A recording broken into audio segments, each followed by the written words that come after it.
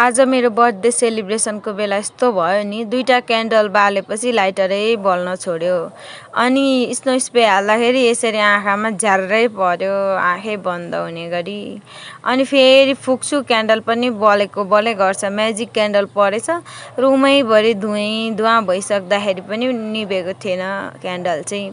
अनि मैले छोडिदिएँ, बलिरहोस् क्यान्डल भनेर छोडिदिएको। भरे एकछिनमा त केक पो पग्लिन थाल्यो यो फुलहरू। अनि मैले फेरि निकाल्दिएँ, त्यस्तो भयो आज त।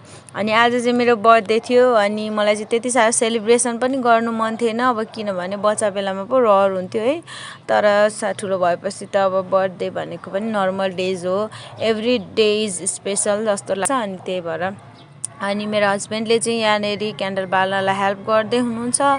अनि आज मेरो बर्थडे अनि सेलिब्रेसन चाहिँ हाम्रो यस्तो भयो। जानेर हो कि नजानेर हो, आज हेर्नु न यस्तरी गरिदिनु भयो मेरो हस्बेन्डले चाहिँ।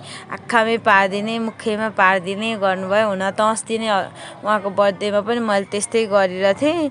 अनि रिसाले हो कि मायाले हो, केले हो अब दिउँसोभरि फेरि राम्ररी नै बितिरहेको थियो दिनहरू, बेलुका भएपछि चाहिँ यस्तो भयो। अब रिसाउनु पनि मिलेन। अनि त्यत्तिकै फेरि क्यान्डल फुक्ने निप्छ कि बा भनेर कोसिस चाहिँ गर्दैछु, कोसिस जारी छ। अनि बलिहाल्छ, फेरि बलोस् भनेर अनि फेरि मैले चाहिँ अनि केक काट्नतिर लागेँ। अनि हाम्रो जियो चाहिँ सानो सेलिब्रेसन थियो, अनि सानो सेलिब्रेसन भए पनि एकदमै स्पेसल भइरहेको थियो। अनि केक काटेर खानातिर लागेँ। अनि यो मेरो हस्बेन्डले, बाबुले टिका लगाइदिँदै हुनुहुन्छ।